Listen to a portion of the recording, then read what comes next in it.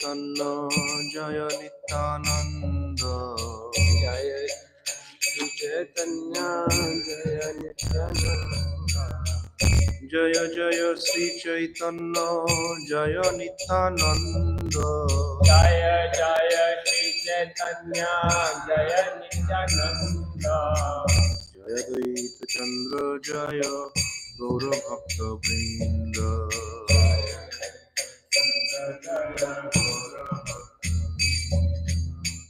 Jaya Jaya Sri Chaitanya Jaya Nityananda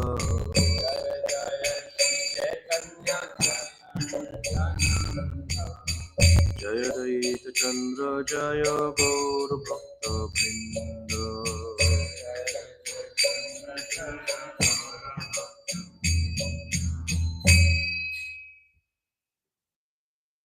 Om Ajnanatimirandhasya Jnananjana-shalakaya Shurunmilitam Jena Tasmai Shri Gurave Namah Shri Chaitanya Manobhishtam Sthapitam Jena Bhutale Swayam Rupa Kadamahyam Dadati Supadantikam Vandeham Shri Guru Shri Yutapadakamalam Shri Guru Vaishnavamscha Shri Rupam Sagrajatam Sahaganalita Sagragnatanvitam Tam Sajivam Sadvaitam Savadhutam Parijana Sahitam Shri Krishna Chaitanya Devam Shri Radha Krishna Padam Sahaganalita Shri Vishakanitam Namo Vishnu Padaya Krishna Pristhaya Bhutale Srimate Bhaktivedanta Swaminiti Namine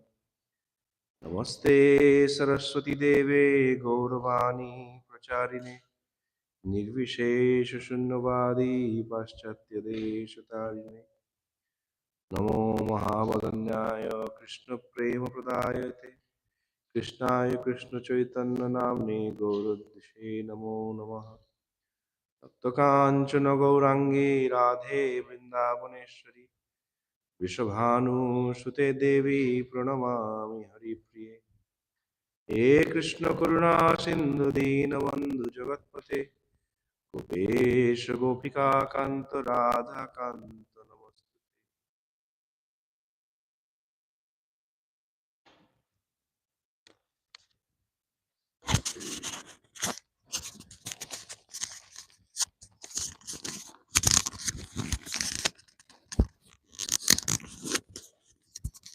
I'm very grateful to be here, and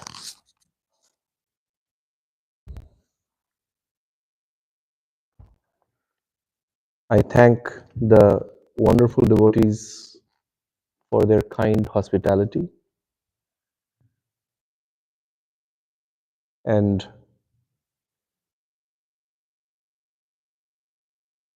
it is Vaishnava etiquette not to speak in front of the spiritual master. And His Holiness Jayadvaita Maharaj is one of my Shiksha Gurus. But since I have instructions to speak, I will speak a few words for the pleasure of the devotees.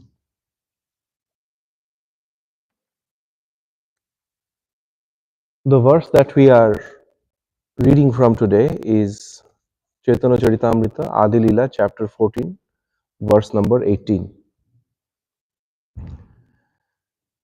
মহোৎসব করো সব বলহ ব্রাহ্মণ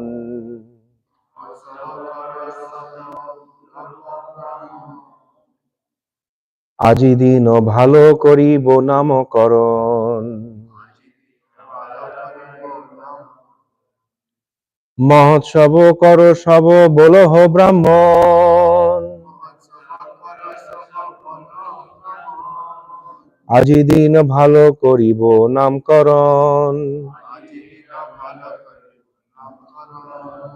মহোৎসব করো সব বলহ ব্রাহ্মণ আজি দিন ভালো করিব নামকরণ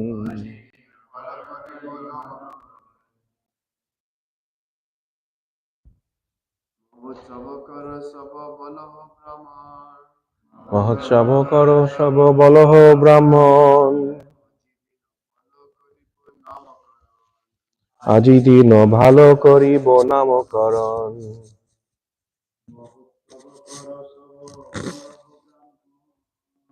মহোৎসব করো সব বলহ ব্রাহ্মণ, আজি দিন ভালো করিব নামকরণ। মহোৎসব করো সব বলহ ব্রাহ্মণ,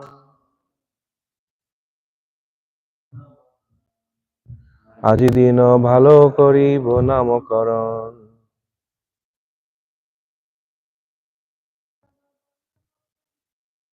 মহোৎসব করো সব বলহ ব্রাহ্মণ,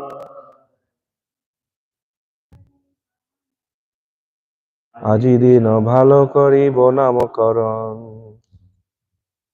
মহোৎসব, a festival. Karo, observe. Shabo, all. Bolaho, call. Brahmana, the Brahmanas. Aji, today. Dino, day. Bhalo, auspicious. Koribo, I shall perform. Namakoran, the name giving ceremony. Translation: I propose to perform a name giving ceremony. We should observe a festival and call for the Brahmanas because today is very auspicious. And the purport says, it is a Vedic principle to observe a festival in connection with Narayan and Brahmanas. Giving a child a particular name is among the purificatory processes known as Dashavidha Samskara. On the day of such a ceremony, one should observe a festival by worshipping Narayana and distributing prasad chiefly among the Brahmanas. When Nilamba Chakravarti, Sachimata and Jagannath Mishra understood from the marks on the Lord's lotus feet that child Nimai was not an ordinary child but an incarnation of Narayan, they decided that on that very same day, which was very auspicious, they should observe a festival for his name-giving ceremony. In this connection, we can particularly see how an incarnation of the Supreme Personality of Godhead is ascertained by his bodily symptoms, his activities, and the prediction of the Shastras. By factual evidence, a person can be accepted as an incarnation of God, not whimsically or by the votes of rascals and fools. There have been many imitation incarnations in Bengal since the appearance of Lord Chaitanya, but any impartial devotee or learned man can understand that Lord Chaitanya Mahaprabhu was accepted as an incarnation of Krishna not on the basis of popular votes but by evidence from the Shastras and bona fide scholars.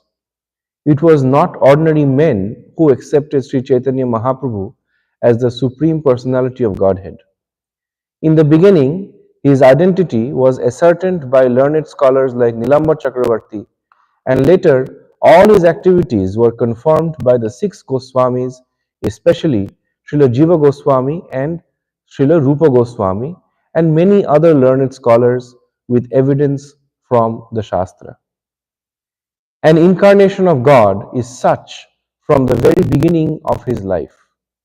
It is not that by performing meditation one can become an incarnation of God all of a sudden. Such false incarnations are meant for fools and rascals, not sane men. So, in the next few minutes, I will unpack the context of this verse and then focus on the purport. Particularly because in the years that I have spent in the movement, I have seen that many new devotees struggle with the understanding that Sri Chaitanya Mahaprabhu is the Supreme Personality of Godhead, especially somebody who was born closer to our time, about 500 years back, at a place like Bengal. How can God do that? And so the answer is given in a cryptic form in this purport, but I will try and expand on it.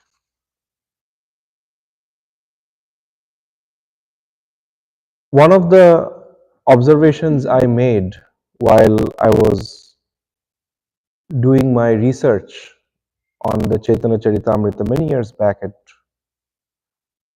Oxford University is that the context of Sri Chaitanya Mahaprabhu was very similar to the context of Lord Krishna. The Srimad Bhagavatam 10th canto says that at a time when Sri Krishna appeared, the earth was overrun by rogue kings who were armed to the teeth and ready to cast their weapons at the slightest provocation. There were several kingdoms, and contemporary historians note this period as the period of the Mahajanapadas. Kingdoms like Kuru, Panchala, Bhoja, Anga, and so on and so forth.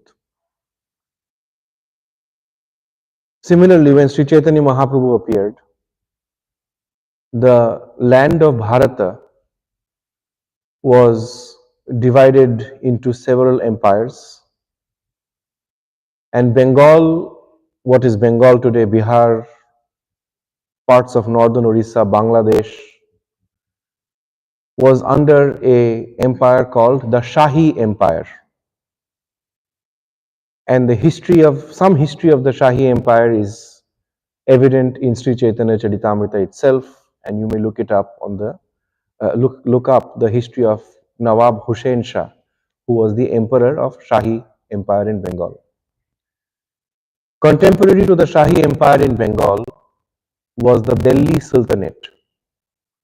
The sultans were ruling in Delhi, and the sultans and the Shahi Empire were at war with each other. Right south of Bengal was the Gajapati Empire of Maharaj Prataprudra. And south of Orissa was the Vijayanagara Empire. And there were alliances, but overall it was not a time of peace. There were constant wars at the borders. And at that time, we have to understand that there were Mughal, Turkish, and Afghan rule of northern India. And during these empires, very often they would impose a tax called jizya tax. Jizya means faith tax. If you had to pay a tax for not becoming a Muslim.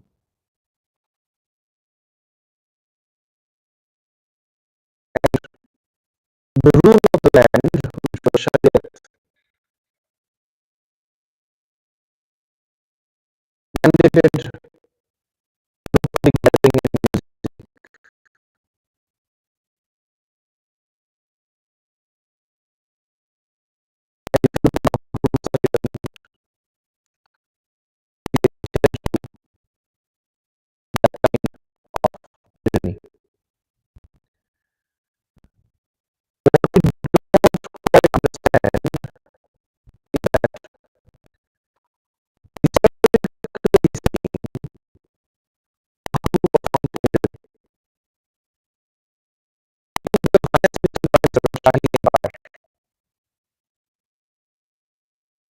He took the governor of the Vijayanagara Empire on the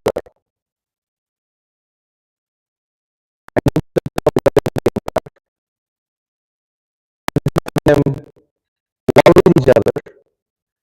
He took the finance minister and prime minister and planted them in the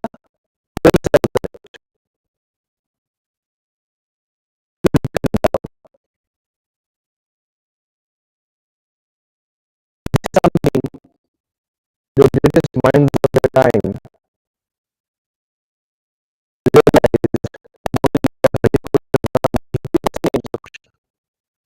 not a single cannonball was fired.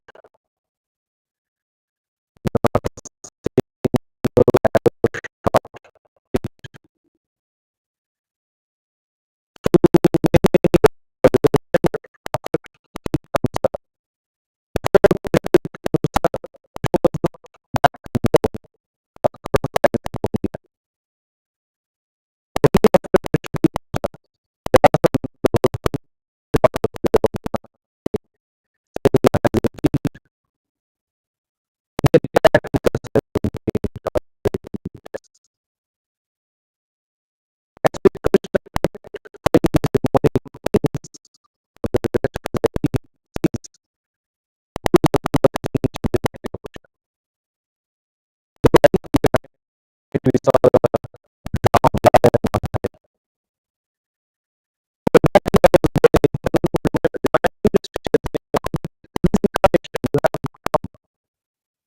casting weapons simply by singing the holy names.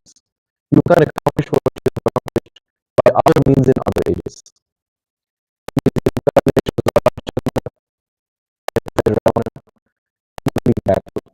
Many lives were lost.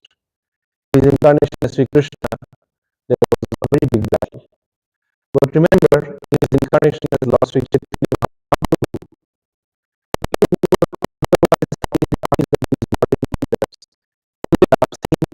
feasting but millions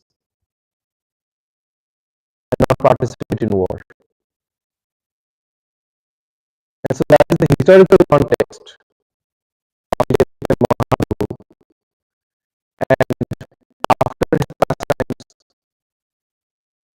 various confidential associates go down to the west.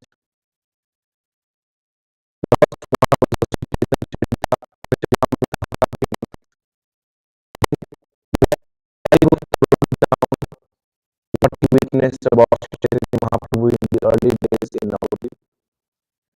And Sri Damodar wrote down the later pastimes of Caitanya-caritāmṛta, mentions in the previous chapter but whatever he has not written, I take some of that and present it here. He says the pastimes of Lord Chaitanya are infinite, and even if Lord Ananda began to narrate everything in sutra form, he would be able to complete it. We only are witnessing the highlights of the pastimes of Sri Chaitanya Mahaprabhu.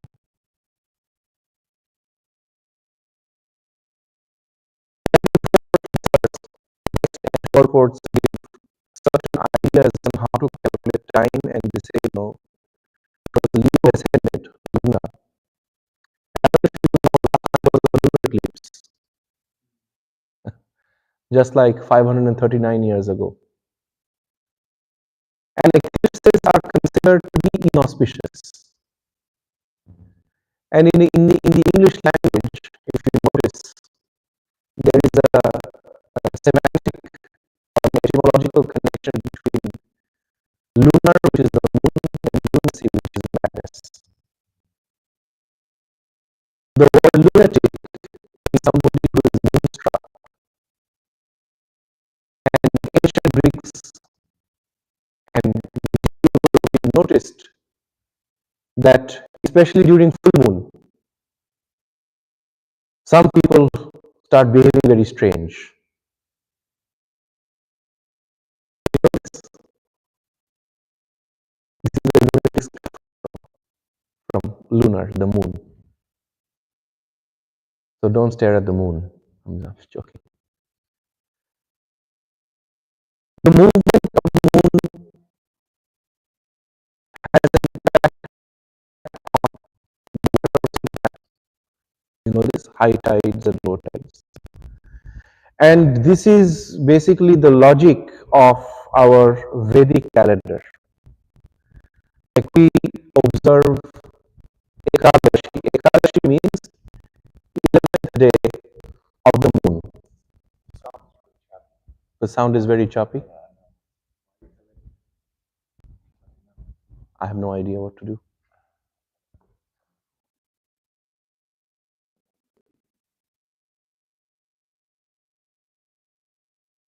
Today is the first day after full moon or no moon. Then comes Vidya, second day, Tridya, third day, Chaturthi, fourth day. In this way, 11th day of the moon is called Ekadashi.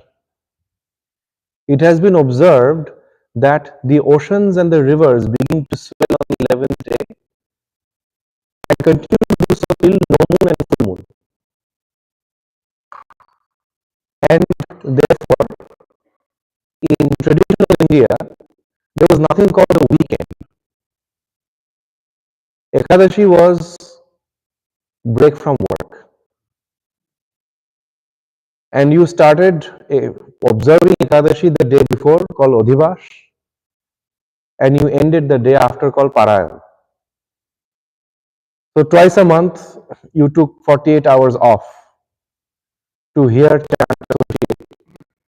Therefore, it was said that you not cook is considered work.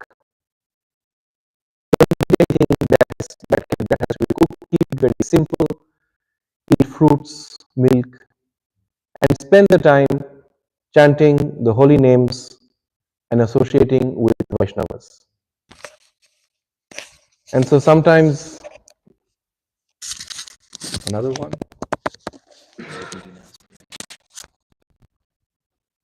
And so sometimes when I see Ekadashi pizza, it intrigues me.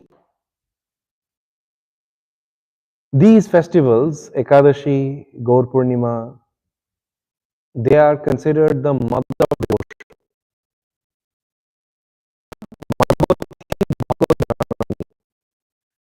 Just by observing these festivals, our devotion to Hari increases. Srila Bhaktivinoda Thakur says that these festivals are landmarks or milestones. One should take very carefully and introspect how much progress have I made in my devotional life. In the last 50 days, have I read Shastra properly? Do I have realizations that I did not have 15 days before that?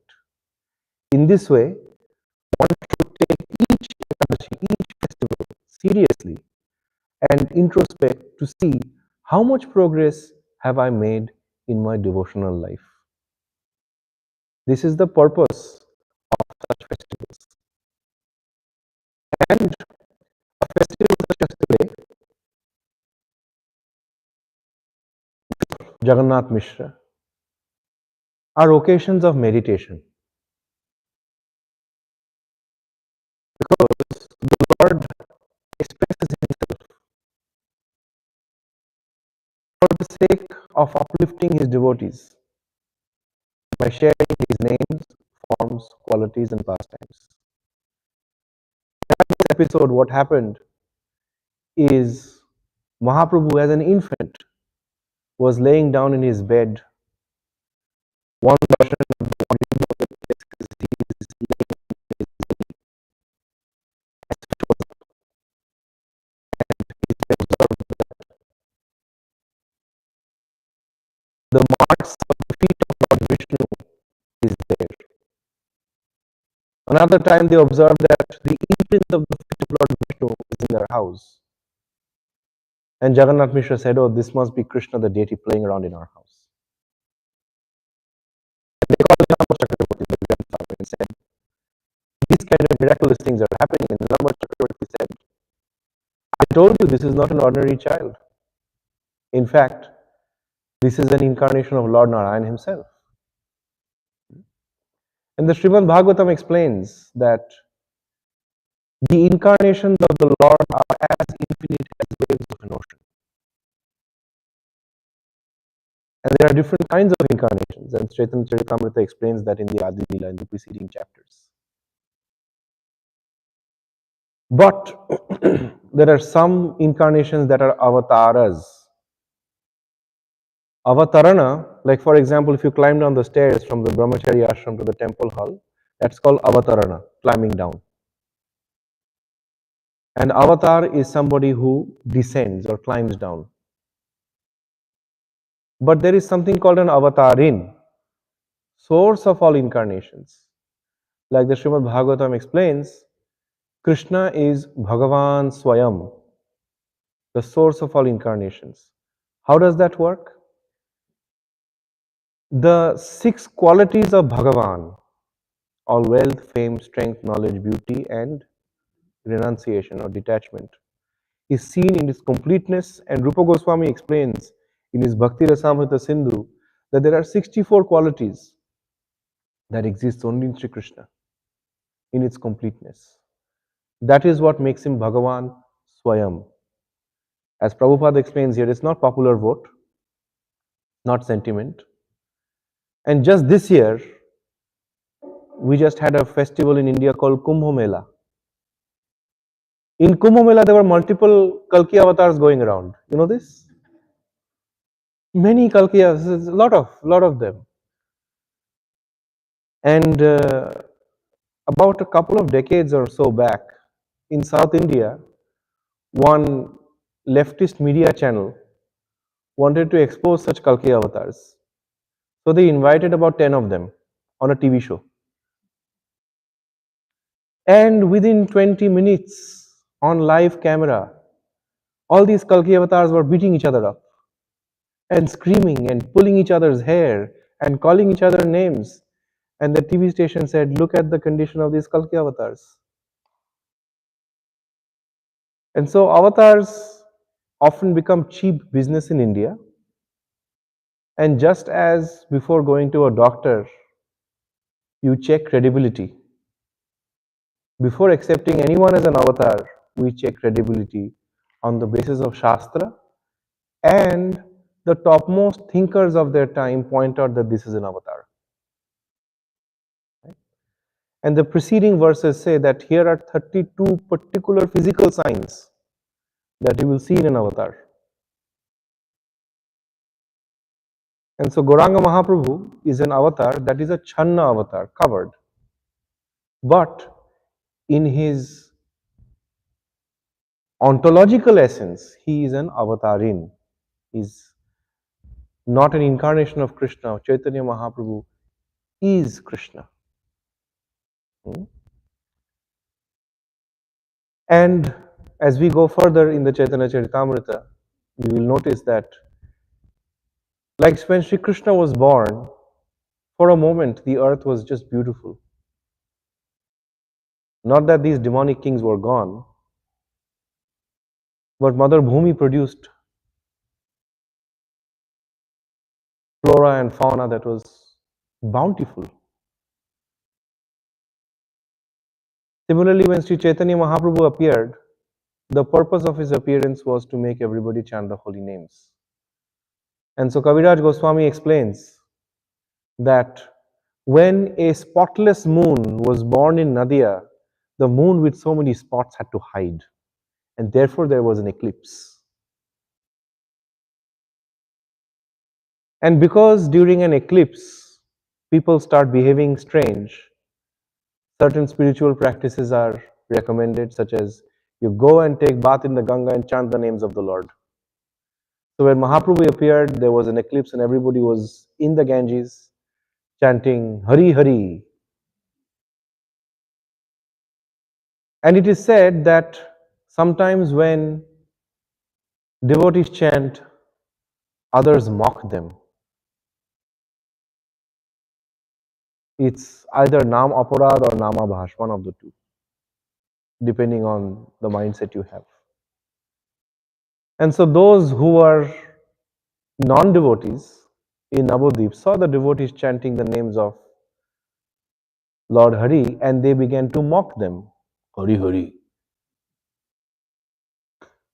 And even by mocking, they were chanting.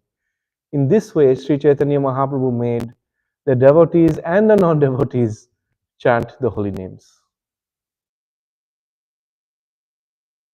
And right after Sri Chaitanya Mahaprabhu was born, like after Janmashtami you have Nandotsava, after Gaur Purnima you have the festival of Jagannath Mishra, and the book called Gauro Ganodesha Deepika that lists out all of the characters in the pastimes of Sri Chaitanya Mahaprabhu and points out who they are in Krishna Lila, says that Jagannath Mishra is none other than Nanda Maharaj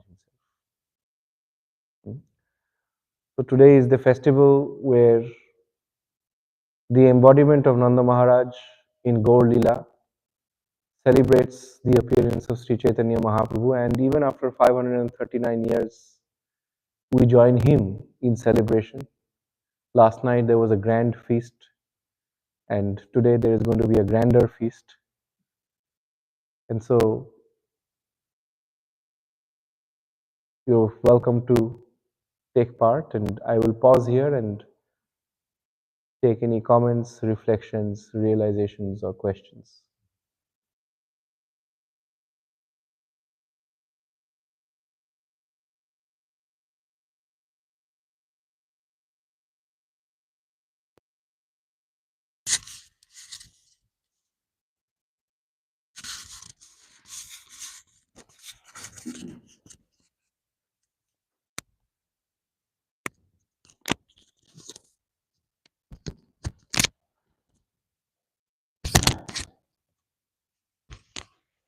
Hare Krishna, Prabhu.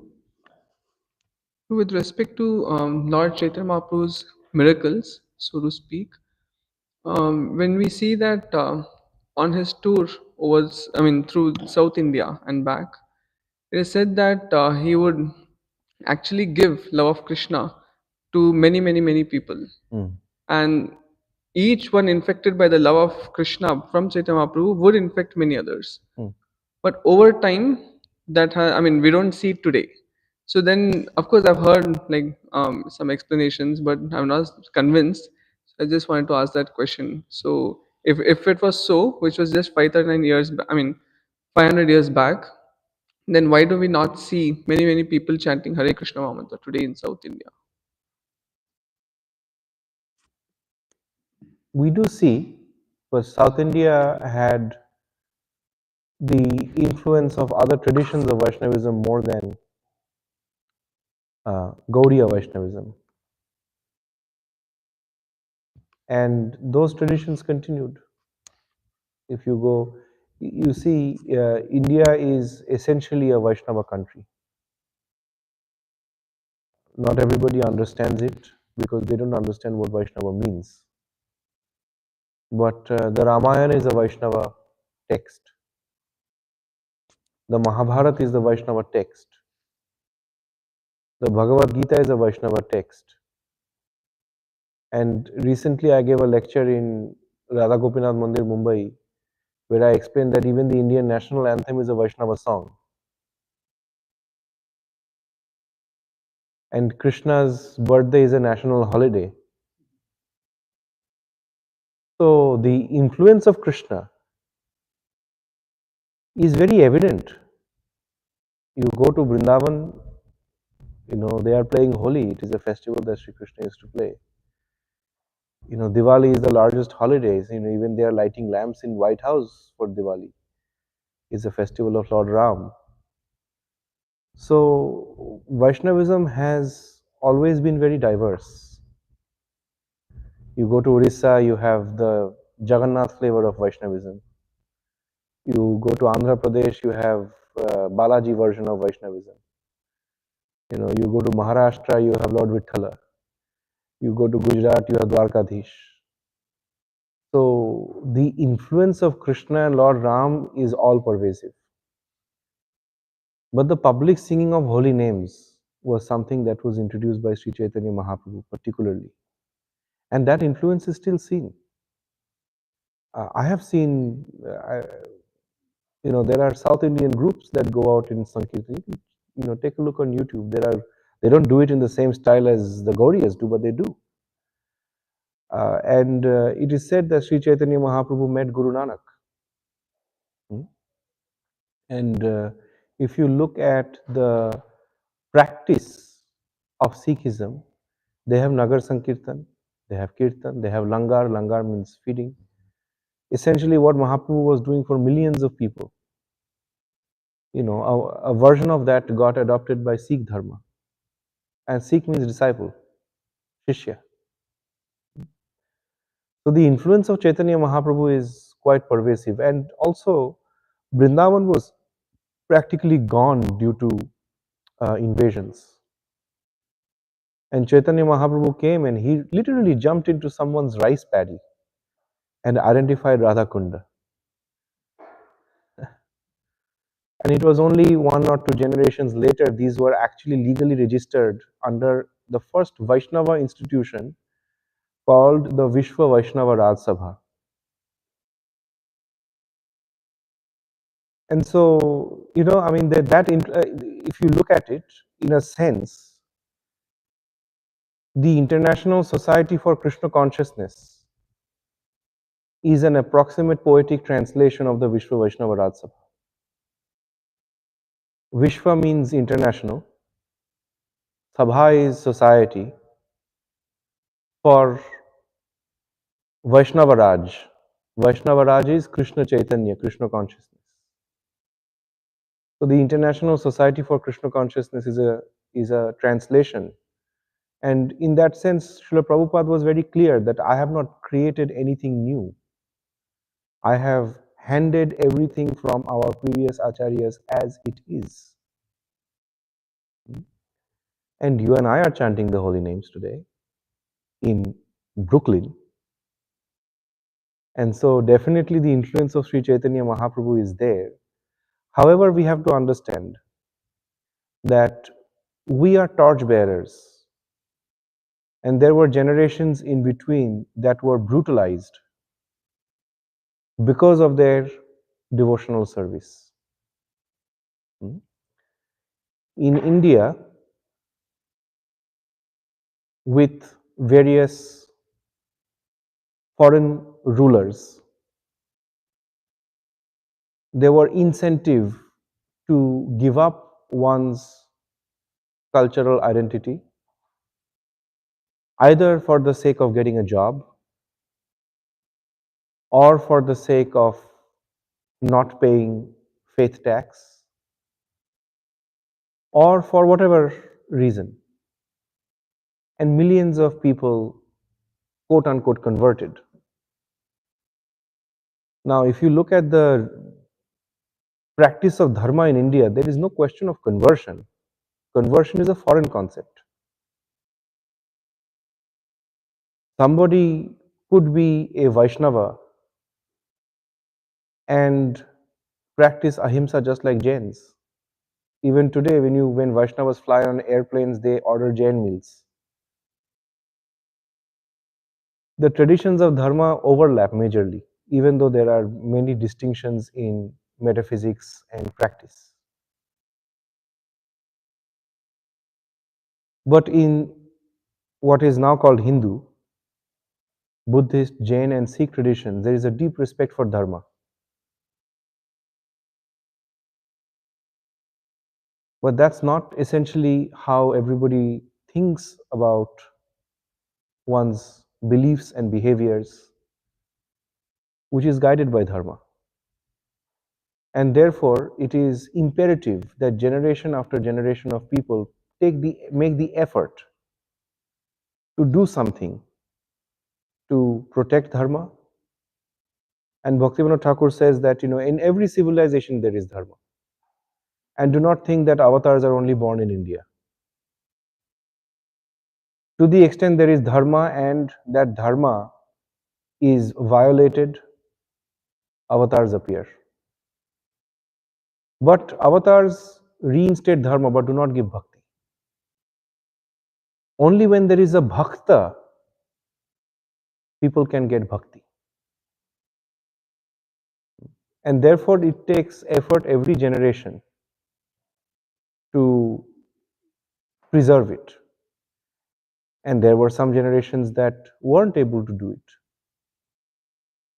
And therefore, you know, the, the, the presence of dharma was diminished. But since the 19th century, things have been on the uptick, on rise again. And the bhakti movement is generational. If you look at Advaita Acharya, he moved to Shantipur, which was a tribal area. Even today, most of the land in Shantipur is held by tribals. And they were the most affected by all of these invasions. And Advaita Acharya was a great scholar, but his heart bled for these people. And so Caitanya-caritāmṛta says, Advaita Harinadvaitat. Advaita is Hari himself.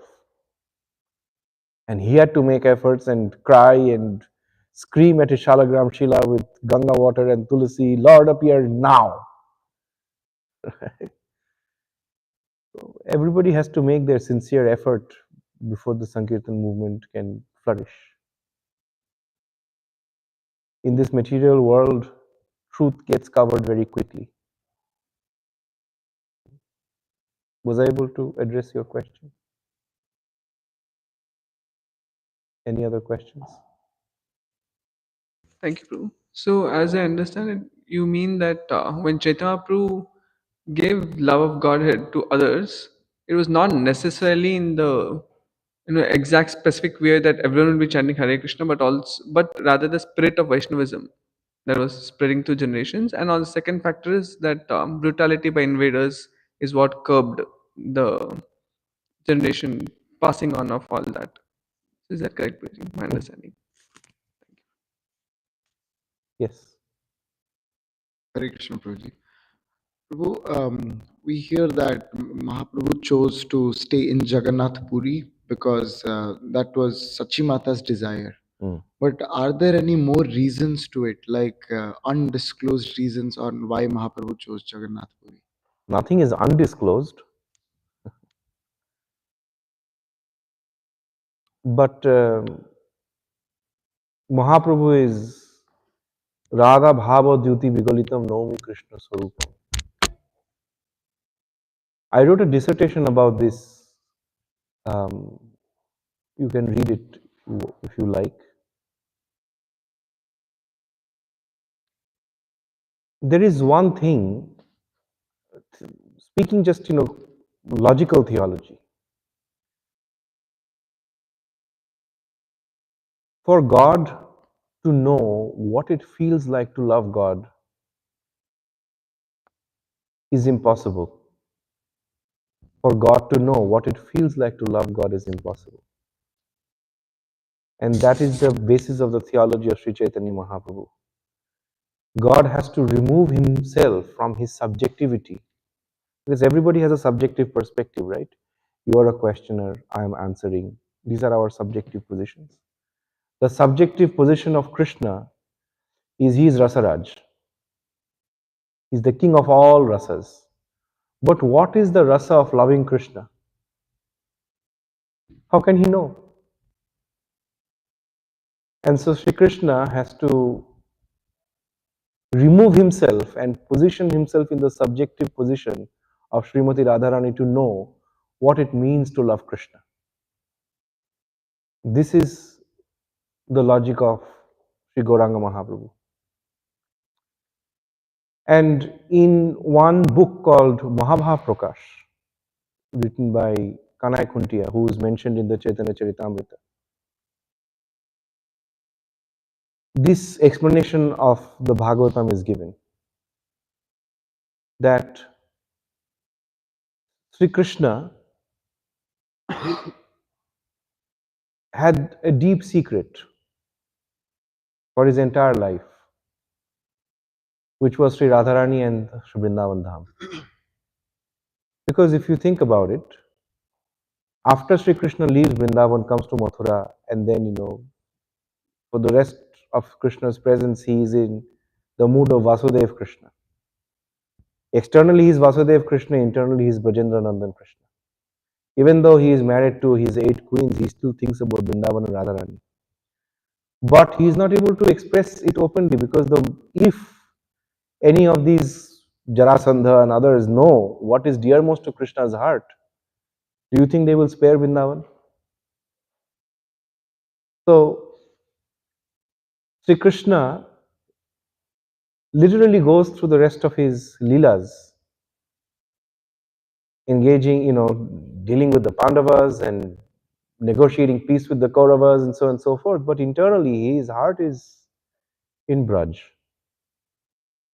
Only when Sri Krishna comes to Kurukshetra on a solar eclipse day, orchestrated by Uddhava, because who knows Krishna's secret? Uddhava knows. And Baladev and Subhadra knows. So when Krishna comes to Kurukshetra, orchestrated by Uddhava, and the Brijvasis also come to Kurukshetra, and Sri Radharani sees Sri Krishna, Krishna appears in that form. His arms are outstretched, his eyes are big, and he has this biggest smile. And Sri Radha says that, I don't recognize this king. My Krishna plays the flute on the banks of the river underneath the Retasi tree. And Krishna, this is the most beautiful, this is the reunion of Radha and Krishna in that particular form. So Sri Chaitanya Mahaprabhu lived 18 years of his life immersed in the mood of Sri Radha meeting Sri Krishna. And how does that reunion happen? In what form of Krishna does that reunion happen? It happens in the form of Lord Jagannath. And therefore Bhaktivinoda Thakur said that, I do not want to pass away in Vrindavan. If I have a choice, I want to pass away in Kurukshetra. Because that is where Radha and Krishna meet again. Hare Krishna. Hare Krishna Prabhuji. Yes.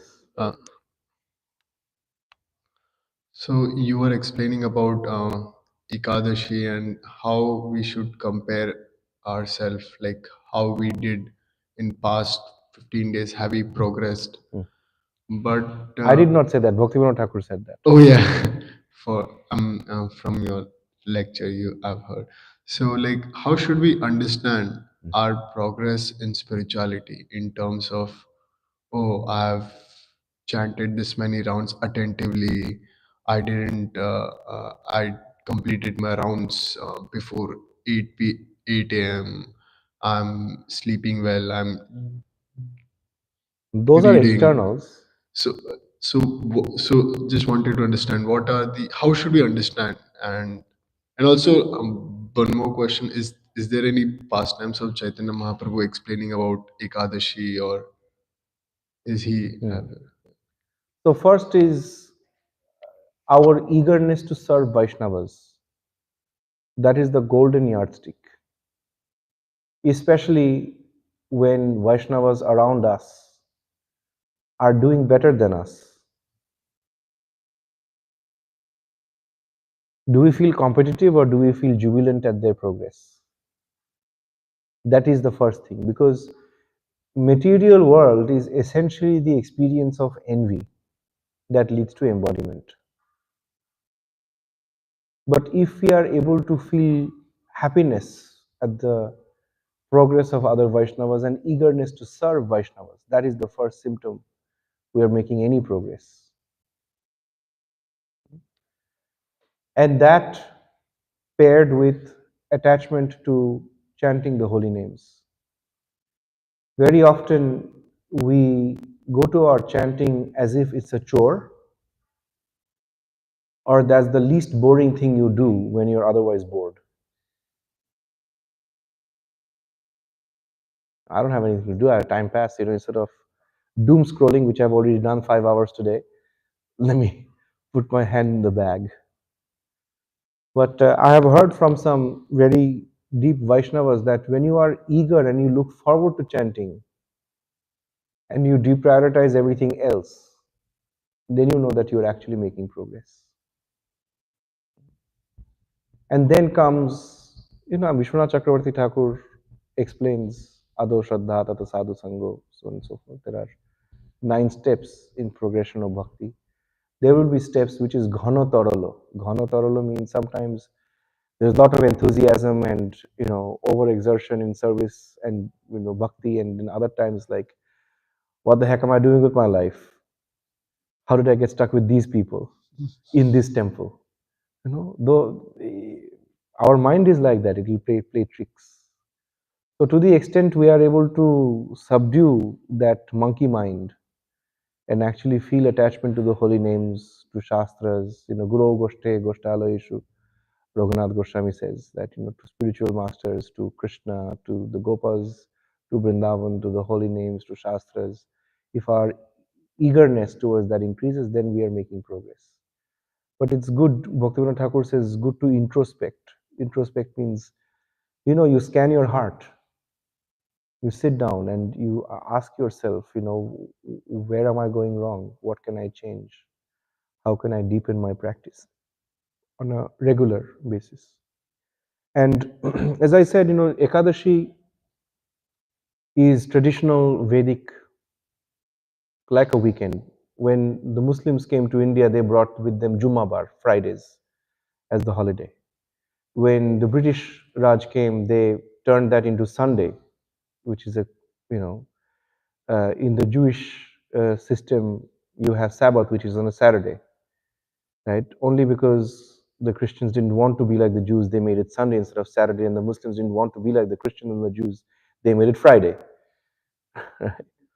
But in some tribals in India did not follow Ekadashi. That's why they cook rice in the temple of Lord Jagannath. And Mahaprabhu said, yes, you have to honor them, but you honor the prasad by offering obeisances, not consuming it. You consume it the next day, that you maintain Ekadashi. Mahaprabhu was very adamant about it. Okay? Any final thoughts, questions? We have 1 minute to go and then we will close today's session. Yes. Hare Krishna. So you're mentioning serving Vaishnavas. What happens, or what does it mean if your desire to serve Vaishnavas is like lopsided? You have a desire to serve some for some things, but that same desire doesn't transfer to other Vaishnavas. It's uneven, unequal. That is selfish, karma mishra.